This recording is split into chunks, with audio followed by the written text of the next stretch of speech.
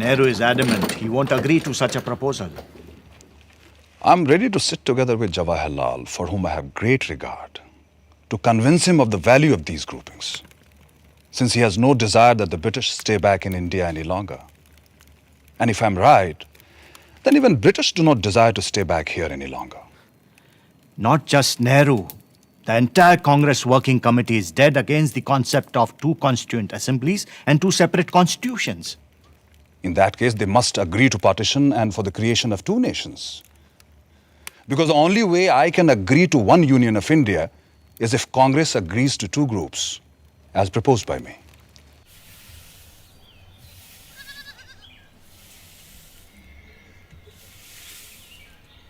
बापू, working committee ने जिन्ना साहब की ग्रुपिंग्स की तजवीज के खिलाफ एक रेजोल्यूशन पास किया है। The Congress Working Committee agree that the groupings will hinder the concept of a united India and rejects any such demands put by external pressures which will hinder the working of any body constituted to decide the future of an independent country.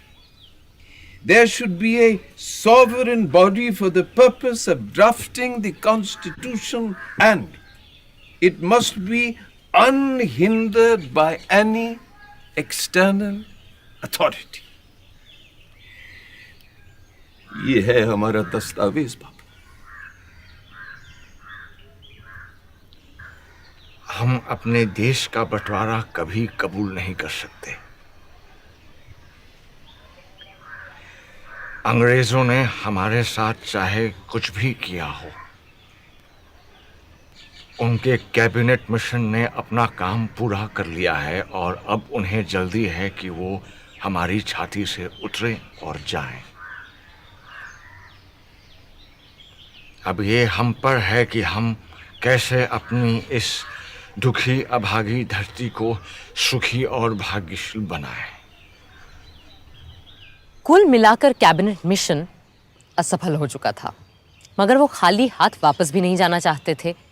सो दोबारा एक बार मिलने और बातचीत का सिलसिला शुरू हुआ और 1 महीने की मशक्कत के बाद 16 जून को एक और प्रस्ताव सामने आया। Partition? The Congress will never agree to partition. Why would they agree to parity between themselves and the Muslim League in the interim government? And why would they not agree to have any Muslim members on behalf of Congress? How can 1/4 of the population be given half the population's seats in the cabinet? अगर हमने cabinet mission की सरकार में शामिल होने की तजवीज़ नहीं मानी तो न सिर्फ हमें सरकार से बाहर बैठना पड़ेगा, बल्कि ये मुमकिन है कि अंग्रेज हमें दोबारा जेल में डाल दें। अब इससे बेहतर यह है कि हम उनकी इतनी सी बात मान लें कि हमारी भेजी काबीना की फहरिस्त में किसी मुसलमान का नाम ना हो। खुद अपना नाम कटवाने की तरकीब बता रहे हैं आप तो मौलाना। सरदार, मुल्क किसी भी शख्स से बहुत बड़ा होता है और किसी भी मिल्लत से भी। मैं मौलाना की बात समझ सकता हूं। अगर हमने सरकार में आने का ये मौका हाथ से जाने दिया तो यकीनन मुस्लिम लीग और खास तौर से जिन्ना साहब इस बात का नाजायज फायदा उठाएंगे। बापू, आपका क्या कहना है?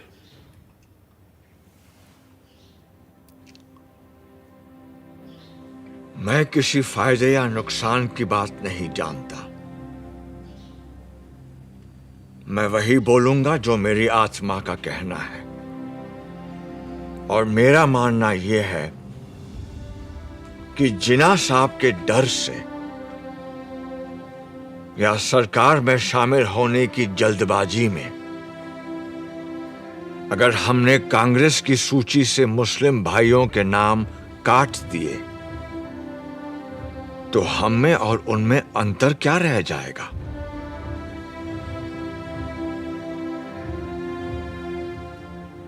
जिन्ना साहब सिर्फ मुसलमानों के नेता हो सकते हैं,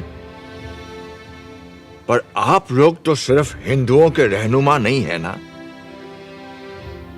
बापू आपने सही फरमाया, मगर क्रिप्स और उनके साथी अभी रुकने वाले नहीं हैं। और अगर सरकार में शामिल होने के लिए हमें मुसलमानों को अपनी काबीना से खारिज करना भी पड़े तो क्या फर्क पड़ता है? मुझे फर्क पड़ता है, और मेरा ऐसी पार्टी से कुछ लेना देना नहीं हो सकता है। अगर आप लोग सरकार संभालने के लिए इतने उतावले हैं तो बनाइए आप सरकार। मैं दिल्ली छोड़कर जा रहा हूं। बापू, हम आपकी बात समझते हैं, पर अगर इस समय उन्हें फौरन जवाब नहीं दिया तो ये मौका हाथ से निकल जाएगा।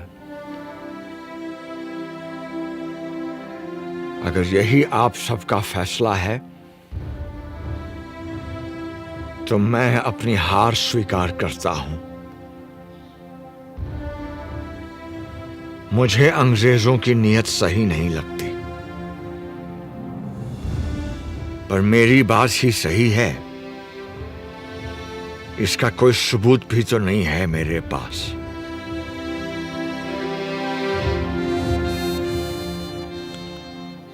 अगर आप सबकी आज्ञा हो तो मैं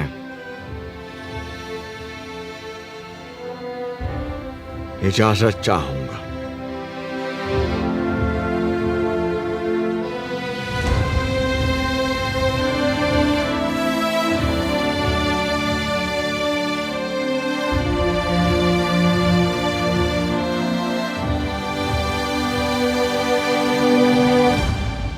तो अब हम बापू को जाने दें।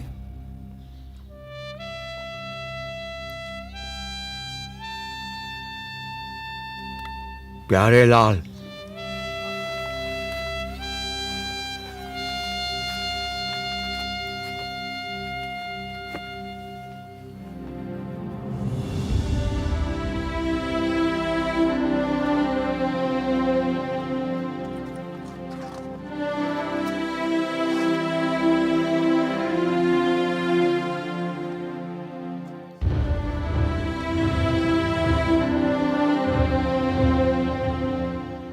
यूं नया संविधान बनाना तय हो गया, और ये भी कि जिन्ना साहब की तजवीज़ के खिलाफ सिर्फ एक संविधान सभा मुल्क का रूप स्वरूप तय करेगी।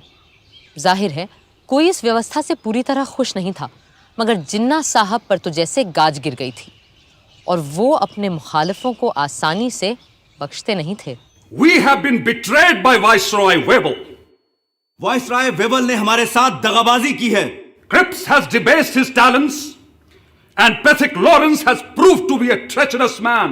क्रिप्स ने अपने हुनर का गलत इस्तेमाल किया है। पथिक लॉरेंस ने हमारी पीठ में छुरा भोंका है। Breaking all the norms of decency, they have invited the Congress, which had earlier refused the offer to join the interim government without even consulting us. भलमनसियत के सारे पैमाने तोड़कर कांग्रेस को सरकार में शामिल कर लिया गया, जबकि कांग्रेस ने पहले साफ साफ इनकार कर दिया था। और ऊपर से तुर्रा ये कि ये सब बिना हमसे पूछे, बिना हमारी इजाजत लिए बगैर किया गया है। In such a situation, if I have to safeguard the interests of the Muslims of this subcontinent, then I'm left with no choice but to bid goodbye to constitutional methods. इस सूरत में अगर मुझे मुसलमानों की इज्जत, गैरत और हुकूक को बचाना है तो मेरे पास कोई और सूरत ही नहीं रहती सिवाय इसके कि हम कॉन्स्टिट्यूशनल यानी आईनी तरीकों को ताक पे रख दें। The Hindu Congress has time and again employed the weapon of mass struggle to intimidate us, and the British have held their arms in authority to crush us. हिंदुओं की कांग्रेस हमेशा अवामी जद्दोजहद के नाम पर हिंदुओं के हुजूम से हमें डराती आई है, और अंग्रेज हुक्मरान अपनी बंदूकों, बेतों और बेनटों से हमें कुचलते आए हैं। Today, we too have forged a weapon and are in a position to use it. अब हमने भी अपना हथियार तैयार कर लिया है और हम इसका इस्तेमाल भी जानते हैं। I call upon all the Muslims of this country to take to direct action. आज मैं हिंदुस्तान के सारे मुसलमानों से डायरेक्ट एक्शन की अपील करता हूं। From Friday the 16th of August, we will resort to direct action till we have achieved our cherished goal, our Pakistan. ऐ अल्लाह के नेक बंदो, आने वाले जुमे 16 अगस्त से हम सीधी आर पार की लड़ाई लड़ेंगे। डायरेक्ट एक्शन और हथियार तभी रखेंगे जब मंजिल मखसूस सामने दिखाई देगी, यानी हमारा प्यारा पाकिस्तान। पाकिस्तान पाकिस्तान पाकिस्तान। मगर कायदे आजम, क्या हमारा डायरेक्ट एक्शन नॉन वायलेंट होगा? I am not going to discuss ethics here. और आप सभी लोग जानते हैं कि मुझे गांधी की अहिंसा वहिंसा में कोई यकीन नहीं है। कायदे आजम मोहम्मद अली जिन्ना। बातचीत, सुलह सफाई, रूठने समझाने मनाने के 2 महीने यकबयक खत्म हो गए। कैबिनेट मिशन वापस लौट गया और हिंसा के बादल चारों तरफ मंडराने लगे। वाइसरॉय वेवल ने सारे गवर्नरों को बुलाकर पुलिस व्यवस्था को चाक चौबंद करने को कहा, पर बंगाल के गवर्नर सर फ्रेडरिक बरोज ने वेवल को खबर दी कि बंगाल के मुस्लिम लीगी प्रधानमंत्री H.S. सोहरावर्दी के कहने पर उन्होंने 16 अगस्त को सारे पुलिस महकमे को छुट्टी पे भेज दिया है। 16 अगस्त 1946 भारत के इतिहास के काले दिनों में शामिल होने जा रहा था। जिन्ना साहब की पुकार पर 16 अगस्त की सुबह से ही हथियारबंद लोग कलकत्ता की सड़कों पर उतर आए और हत्याओं का सिलसिला शुरू हो गया। बदले में दूसरे संप्रदायों के लोग भी निकल आए और सड़कों पर 3 दिन तक सिर्फ हत्यारों का राज था। बनाती रही फौज अपने ड्रैगन टैंक लिए बैरकों में बैठी रही और सड़कों पर कत्लोगारत, खुरेजी और आगजनी होती रही। 3 दिन में 4000 से ज्यादा लोग मारे जा चुके थे। बंगाल में जो हुआ उसके बदले में पहले बिहार और फिर बाकी भारत में भी हिंसा का तांडव मचने लगा। बंबई शहर तक दंगों की चपेट में आ चुका था, पर पूर्वी बंगाल के नोआखली में जिस तरह हिंसा का चक्र शुरू हुआ उसने सबको दंग कर दिया। सब छोड़ छाड़ कर गांधी जी चल पड़े नोआखली।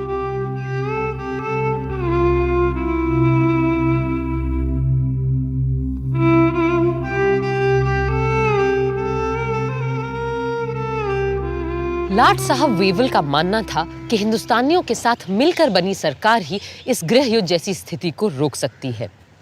सो पंडित नेहरू ने अंतरिम सरकार में वाइस प्रेसिडेंट और सरदार पटेल ने गृह मंत्री का पद स्वीकार कर लिया। जिन्ना साहब ने तो पहले इस सब का मजाक उड़ाया, फिर 15 अक्टूबर तक उनकी तरफ से भी लियाकत अली खान ने वित्त मंत्री का पद संभाल लिया। जिन्ना साहब खुद सरकार में शामिल नहीं हुए क्योंकि उन्हें नेहरू से छोटा या बराबरी का ओहदा मंजूर नहीं था। यूं आर्जी सरकार तो बन गई, पर उसका चलना कदम कदम पर दुश्वार हो रहा था। गांधी जी ने तो बहुत पहले ही लाट साहब वेवल को इस खतरे से आगाह किया था। You must make your choice of one horse or the other. You will never succeed in riding 2 at a time. Choose the names for the interim government from names submitted by the Congress or the League. For God's sake, do not make an incompatible mixture, and in trying to do so, produce a fearful explosion. Even a government headed by the League is not going to damage India. But I'm not ready to accept the division of Congress as Hindu and League as Muslim. No.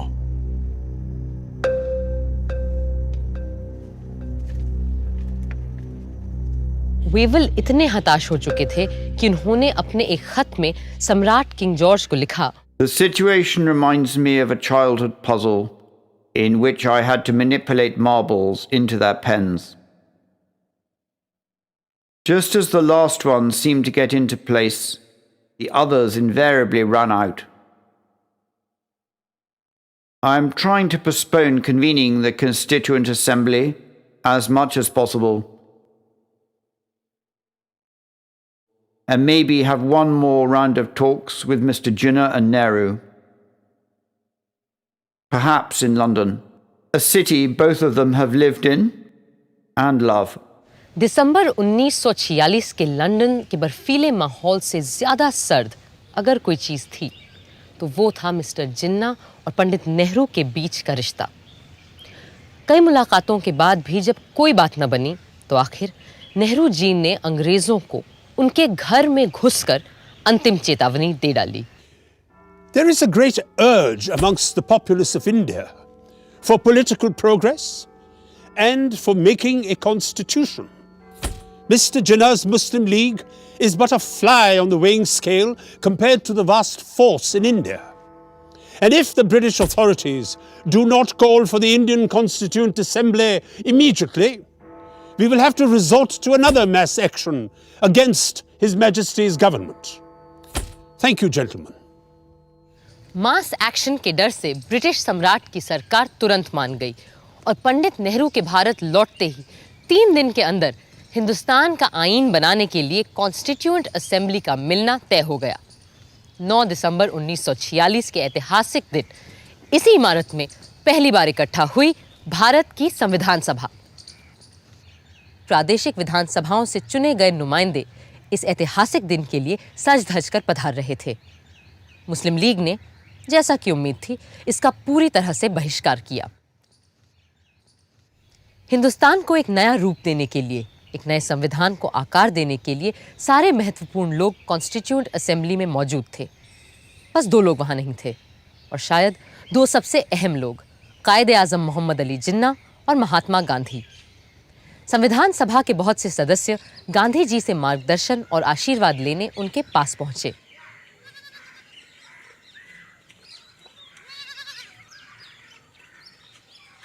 आइए आइए जगजीवन बाबू, मुझे पता है हम चाहे दुनिया का सबसे सुंदर संविधान क्यों न बना लें, पर वो भी बेकार साबित होगा अगर उसे अमल में लाने वाले लोग ना हुए। बापू, मुझे पूरा विश्वास है कि हमारे यहाँ ऐसे अच्छे आदमियों और औरतों की कोई कमी नहीं है जो हमारे संविधान को कारगर करके दिखाएंगे। इसीलिए हम सब आपका आशीर्वाद लेने आए। बापू के आशीर्वाद हमेशा तुम्हारे साथ है, पर आज मैं तुम्हें एक तावीज़, एक टोटका दूंगा जो शायद तुम्हें सही संविधान बनाने में मदद करे। आप और तावीज़? बापू, मुझे लगता था आप तंत्र मंत्र यंत्र में विश्वास नहीं रखते। पर इस मंत्र पे पक्का विश्वास है मेरा। जब कभी अपने आप को शंका में घिरा पाओ तो इस परीक्षा को अपनाना। सबसे दीनहीन, गरीब, कमजोर इंसान जिसे तुमने देखा हो, उसका चेहरा याद करना और स्वयं से पूछना, जो मैं करने जा रहा हूं, क्या इससे उसका भला होगा? इस कदम से क्या उसे कुछ मिलेगा या नहीं?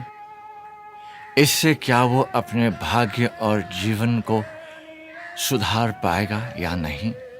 या यूं कहो, ऐसे करोड़ों को स्वराज मिलेगा या नहीं जो तन और मन की भूख से तड़प रहे हैं, जिनके पेट भी खाली है और हृदय भी। फिर देखना, तुम्हारी सारी शंकाएं छूमंतर हो जाएंगी।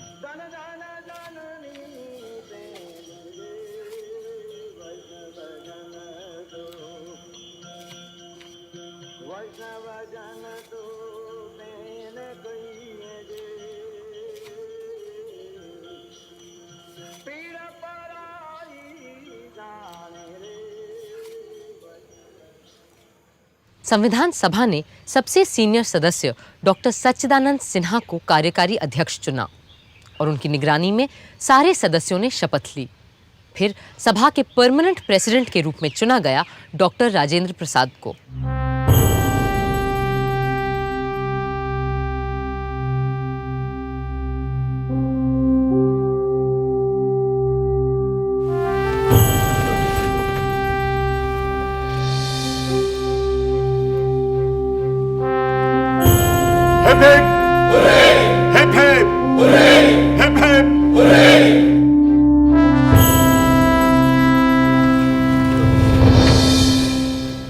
बहनों और भाइयों, अगर आप मुझे माफ करें तो मैं ये कहूंगा कि इस देश में जहां जात पात के इतने झगड़े फैले रहते हैं, आप लोगों ने हमें चुनकर एक तरह से अपनी जाति से बाहर कर दिया है और अपनी जात पात में बैठने से वंचित करके आपने हमें एक अलग, एक दूसरी जगह, एक दूसरे किस्म की कुर्सी पर बैठने के लिए मजबूर कर दिया है। और सिर्फ इतना ही नहीं, बल्कि शायद आप में से हर एक आदमी यह भी उम्मीद रखता है कि इस सभा के कार्यों में मैं कोई ऐसा कार्य न कर बैठूं जिससे कि यह बात जाहिर हो कि मैं किसी खास दल या किसी खास फिरके का आदमी हूं। पहले हिंदी और फिर अंग्रेजी में बोलते हुए राजेंद्र बाबू ने सबके दिलों को छू लिया।